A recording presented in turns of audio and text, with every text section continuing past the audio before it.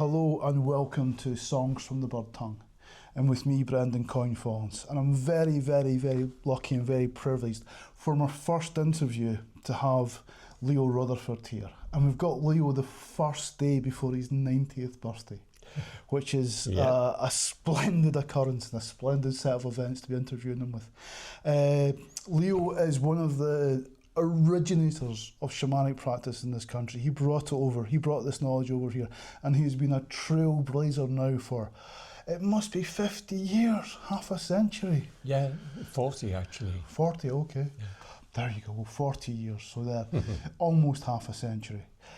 So, in this situation, I just want to talk to Leo a little bit, and again, what we're talking about here is the importance of this work in this time, and to not demystify it, but sort of bring it across to people and realize how important this is and how valuable the shamanic practice is and how valuable this practice is of working with the land in a meaningful way. So I'm just going to ask Leo a few questions and let him talk to you as best he can. Okay, Leo, can you just tell us how you got started on this path? Well, I guess the first thing is I read Carlos Castaneda, and as a lot of people did, and it just intrigued me. I could see it was a view of what was going on, but it just intrigued me. And then my midlife crisis, I spent the best part of my midlife crisis, that's 40 onwards, in San Francisco, because it was such a wonderful melting pot of everything best that was being experimented with human and spiritual development. And I suppose you could say coming out of the so-called New Age, but there was some really good stuff going on there. And I only got there because a woman invited me. I met a woman at Findhorn, and she invited me to come and stay with me in San Francisco in the summer. So I went, and I just saw what was going on there. And I signed up for what was then the Fisher-Hoffman process, which is a deep workout of the first 12 years of your life. And that got me on the road. That gave me a foundation. And then I got into dance and movement with Gabrielle Roth and other people. And I come from the stiff edge of British middle class. And I had a lot of baggage to dissolve. And the dance helped me as well. And then I got into a university program, starting because I could only have 3-month visas. So I became a student. I got into a splendid, wonderful program at Antioch University, which holistic MA in holistic psychology, and rather that was not a psychology course about what had been. That was an experiment with what can be, and there was all sorts of different parts of it, including a workshop, a 4-day, 3-unit course on shamanism. And that opened my eyes. I'd never thought to look there, really. It opened my eyes. And I started getting involved with Native American and students of Native Americans in Northern California. And as time went on, it felt like I found a way home inside me. And with the wilderness work, and I got into wilderness, it was like, it's all such common sense. There's no bullshit, there's no lies, there's nothing to believe in. And for me, that's so important. I'm not being told to believe. I'm invited to experience and invited to learn from my experience. And that was like freedom to be myself. And I came back to England at the end of 5 years over there with an MA, although that's pretty much irrelevant to my subsequent journey. I set up in practice as a therapist, doing play, dance, singing, chanting, arts as therapy rather than talk, but with that as well. So I invited people to play, and then through that, what their problems were would emerge. And then I added, daringly, little tiny bits of shamanic stuff that I'd learned, and then a little bit more, and then shamans started being brought to England, and I studied a whole heap more. I had a journey to Peru, a shamanic journey in Peru, and my practice moved more and more to shamanism. The idea of becoming a shamanic practitioner was ridiculous and off my radar. But circumstances led me to offer a year-long course, which I imagined would be an experimental course with a group of 8, 10, or even maybe 12 of us, like experimenting together and playing with ideas and so on and so forth. And the universe had totally different ideas, because in a matter of months, I had a list of more than 60 people interested. So instead of one small experimental course, I started in the autumn of 1987, that's 38 years ago nearly, with 3 courses, which I jokingly thought was like, my God, I've got 3 opportunities to get this right. But of course, every course is a unique thing in its own right. Every group is a unique entity in its own right. And I just learned such a lot. It was like an apprenticeship on the job. And there was nobody there to tell me and advise me and all the rest of it. I had to figure it out myself. And of course, I learned from the input of all the people that came. And that program continued the following year with 2 first years and a second year, and that continued for a decade, and then things changed slightly and moved on. I started a training course on shamanic journeying and soul retrieval and so on. And through the whole thing, I just learned. And amazingly now, I've been a shamanic practitioner for 38 years. I come from a family of lawyers, and the British middle class that is really got a real box, and I more than don't belong in that box anymore. More than I haven't belonged in it for 40 plus years, but that's where I started.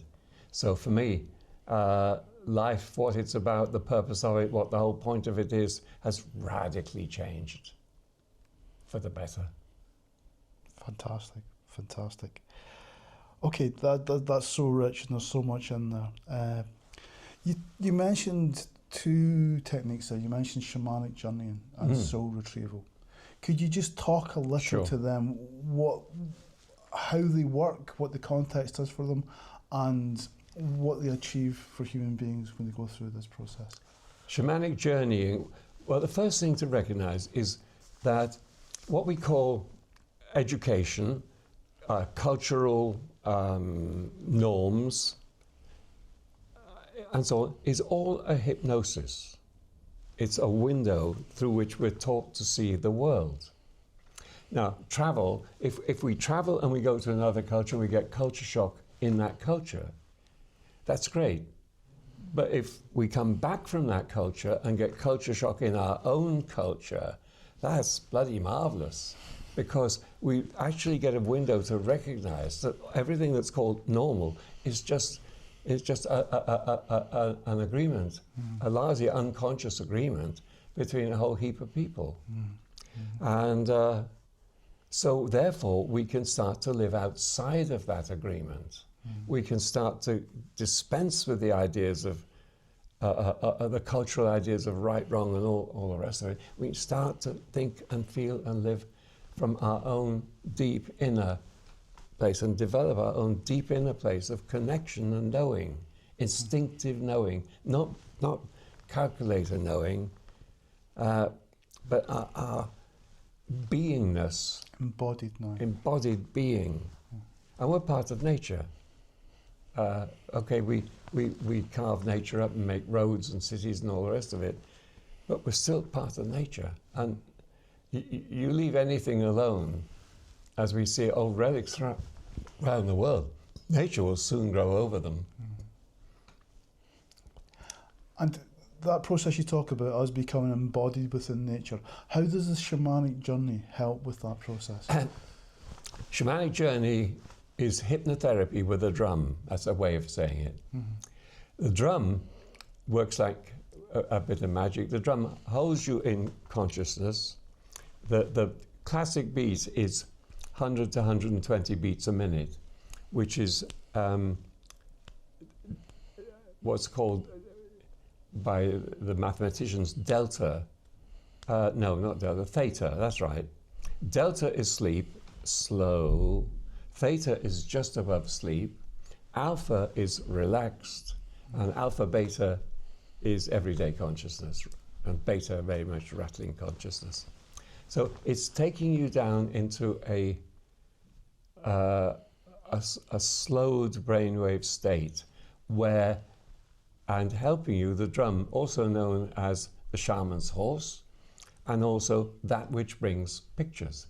It helps us to create pictures from the energy that we're looking into. And so we can create pictures of a lower world, which is all about our day-to-day life, our emotional body. From the heart, if you put your hand on your heart, everything below is represented by the lower world. The solar plexus, belly, base chakra, down to the earth. Everything above is represented by the upper world, our vocalization, our throat, our expression, our third eye, our crown, and everything above is the upper world. So we're traveling by intention from our center into the energies of the lower world and the energies of the upper world. Now, in the lower world is stored memory. Water holds memory. Memories. And when our memories are, traumas, let's say, traumas stuffed down because they're too difficult to face, we can touch into those. And they are a way of helping to, they can be, no, let's put it that way, they can be a way of helping to begin to loosen the hold of those traumas. When we go to the upper world, if we create for ourselves a vision of the upper world and the wise ones. We're looking for the wise guides who, from above, see the big picture of our life. So the upper world, the big picture of our life, the lower world, the nitty-gritty of daily life. And so there are ways of tapping into our own innate wisdom. Yeah. That's really the proper answer. Ways of tapping into what we all, the beyond consciousness part of ourselves knows, and opening those doors so we can access. Okay. From my experience, when you talk about going to the lower world and you talk about your own individual memory, you say that the drum brings pictures, and you need to use a little bit of imagination to begin with, and then imagination sparks off a sort of an inner landscape, which is populated by figures. And personally, I find some of those figures in there are related to the folklore from my culture. Sometimes they're related to members of my family who have fused with folkloric characters. Is that common? Does that happen a lot, or is that? It's usually animals. Oh, okay. Much more usually. Animals as well, but sometimes that happens. Yes. Yeah, no, I haven't heard that before. Okay. But it's great. It's interesting. It's great. Yeah. But animals and birds are the more usual. Okay. Known as power animals, in the sense that they reflect the potential power, because an animal knows who it is. It doesn't need a therapist. An animal, unless it gets fucked up with human life, but an animal is an animal is an animal. It is what it is, and it does what it does, and so on. Absolutely. And so there's a great clarity there. Whereas we, because we have self-reflection, self-knowledge, we have to contend with all the other stuff we've picked up along the way, which says, who am I? Am I okay? Am I entitled to do this? Am I a worthy person or whatever? And all those self-doubting stuff that we get fed in our upbringing. Okay, that leads me to the other question. You talked about shamanic journeying, which is I've found that a fantastically rich process. And I've done many therapeutic processes. I've done sort of talking therapy. I've done sort of CPD and stuff like that, and CBD, cognitive behavioural therapy. And to be honest, by far the most effective and by far the most dynamic has been the shamanic journey. It's just purely utility. It's nothing mystical about it. It just took me to an inner landscape where I could things seem to resolve themselves with their own agency within me, which is incredible. And again, it's a very useful process. But there's another process you took me through recently. I think it was just in February, and that was a process of soul retrieval. Yes. Which was incredibly rich and inspired images within me that were, quite frankly, astonishing. Yeah. So could you talk a little bit about the process of soul retrieval? Sure. Soul retrieval, going to the lower world and searching for young versions of yourself on the principle that if everything is now, then that now that was then, in one sense, still exists. And so we go to past nows and set about a process of unraveling whatever whatever false information, other people's emotional stuff has got locked together. All tyrants everywhere, shame, blame and guilt, the weapon of tyrants.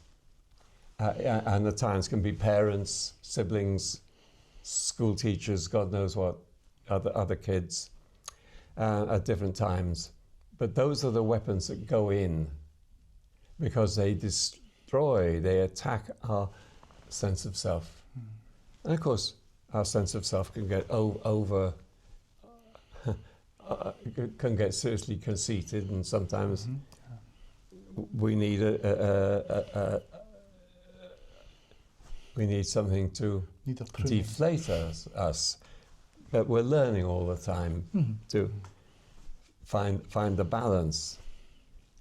So, in a very, very broad sense, all good therapy is soul retrieval. So, this is a shamanic method. Yes. And it's a really good, effective method, and I'm really glad to hear what you say. Okay. So when you say that, you say all good therapies, soul retrieval, and would you agree that the shamanic approach is just another therapeutic approach that's just as valid, no more than less, than other approaches?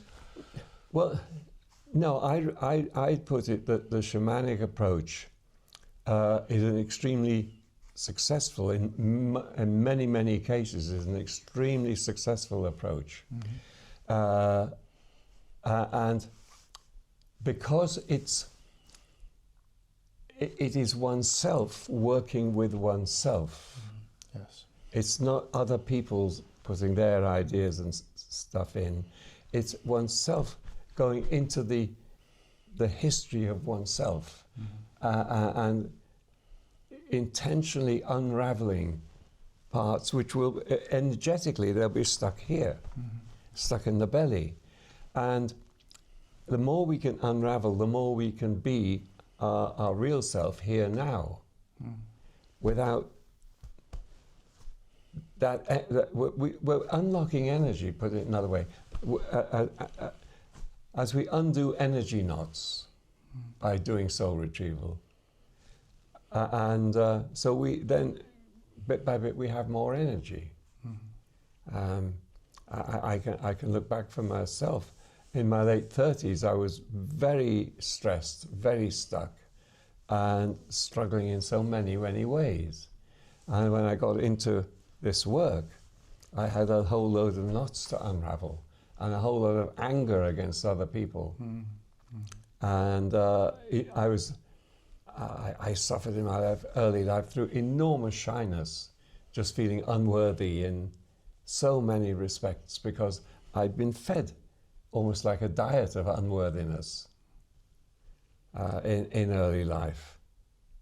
And so it was a part for me of unraveling, and a tool, a really good tool for unraveling, and getting the energy back that had been stuck. One of the things you said there was of particular interest to me. When I worked with you, one of the things that, I mean, I took a bit of a risk by coming and seeing you work in this because I'd never really worked in this mode before. And it could have went one way, it could have went the other. One of the things I found most impressive was it wasn't like the conventional therapeutic relationship where there was the therapist and the client. It seemed that you just set a context for me to heal myself. Yeah. And that was what's most attractive about it.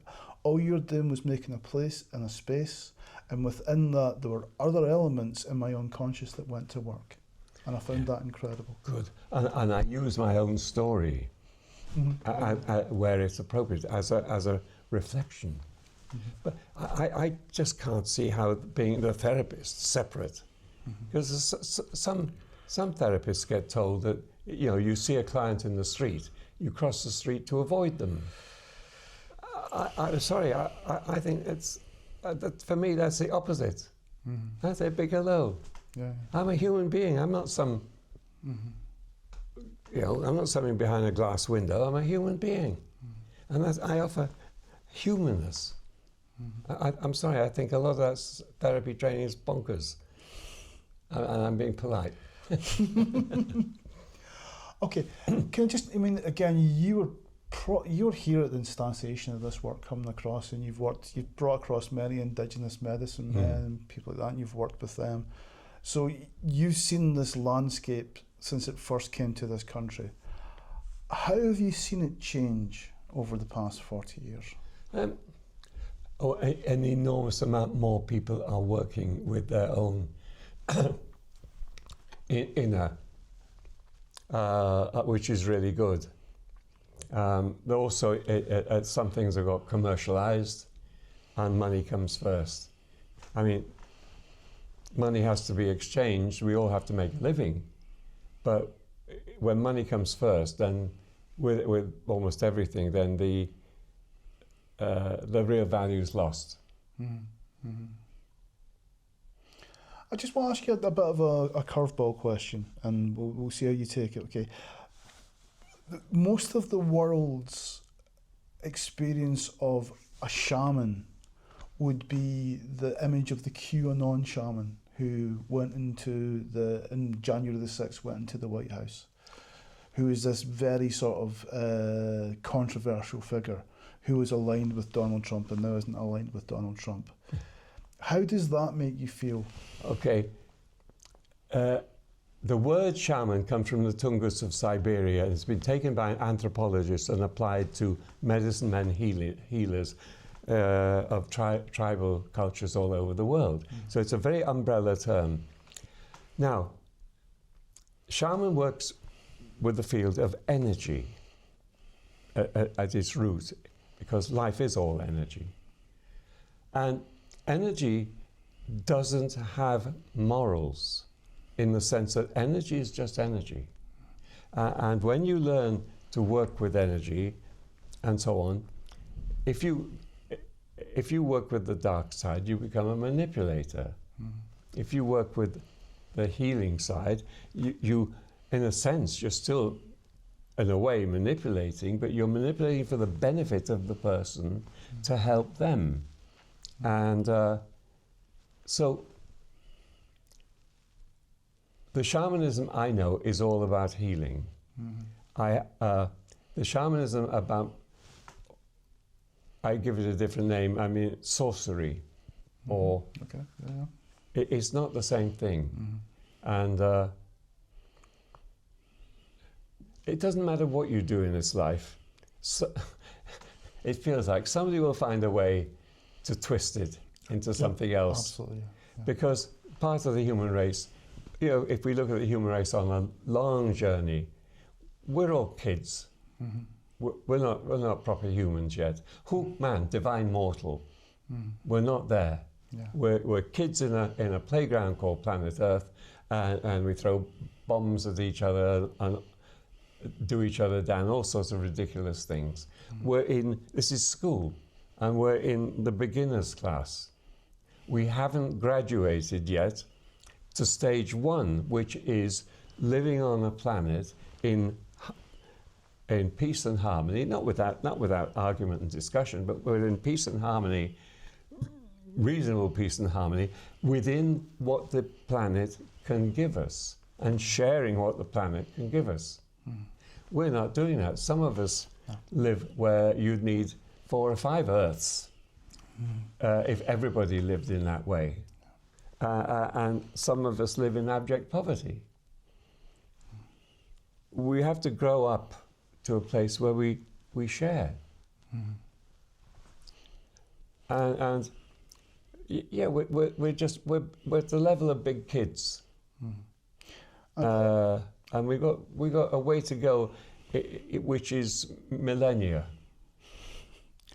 Wow. So what I'm hearing you talking about is we need a deeper relationship with our environment, a more loving relationship with our environment, to understand that this is our, for want of a better term, our life support system. And or you could say that, or you could say your mother. Again, it'd be a more emotional, more reciprocal, more respectful relationship with the world that surrounds us. How do you think the work you do can encourage that relationship? In small increments. The fact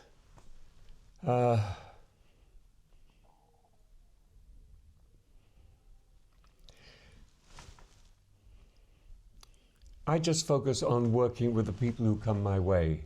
I can't do anything about the big picture out there. I can make a contribution within, and I'm not entitled. You see, once you start trying to work with people you don't know, you're in the world of manipulation. I can only work with people who ask me. If people don't ask me, I have no right to interfere. That would be, again, that's walking on somebody else's, that's manipulation. A healer only has the right to heal the people who ask or indicate. And beyond that, we have to be really careful. That's a very wise answer, Leo. Yeah.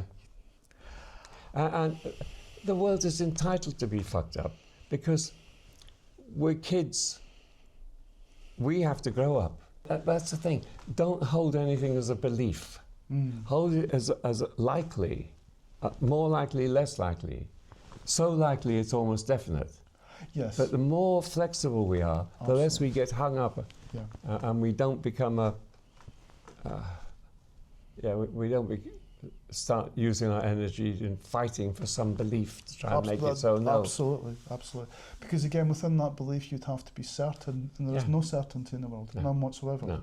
I've had definite experiences of the divine or the spiritual, but there is an off chance that I could have developed late-stage mental illness. That could be true, or it could be true I experienced something. I don't really know. Yeah. There's a really good idea called negative capability. It was Yates who came away with it. And he said negative capability is to move forward with purpose, but without really knowing. To live in the world and know what the right thing is to do and move forward in an intuitive way, but at the same time have absolutely no certainty about where it's going to lead or where you are. And that to me seems to make complete sense. It's the only thing. Anybody who's got any certainty, they've got a limited struck belief system, and they'll tend to fight to sort of protect that, and it ends up in trouble. Nobody really knows. The only thing you can do is feel your way through life. And again, I think feeling and emotion and intuition have the primacy.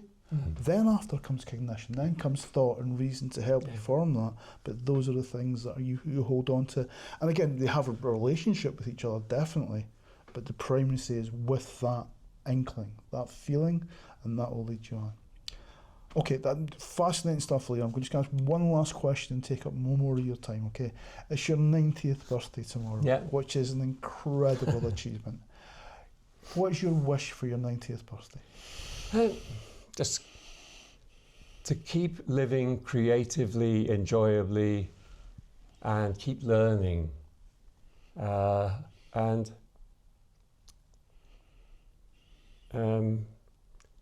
a few more aha moments. Yeah, to just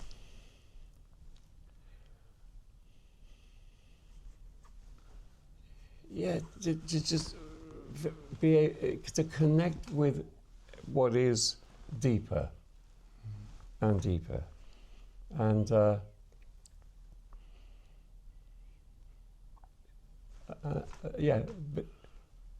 more wisdom. Definitely more wisdom. Fantastic. Just keep growing, yeah. Keep growing. What a wonderful thing for somebody. And when the end comes, and I get all the messages that it's the end, to die quickly. Live fully, die quickly. Beautiful. Yeah. Beautiful. Thank you very much for being my first interview. Pleasure. Absolutely. Leo. And blessings to you. Beautiful. Yes. Thank you.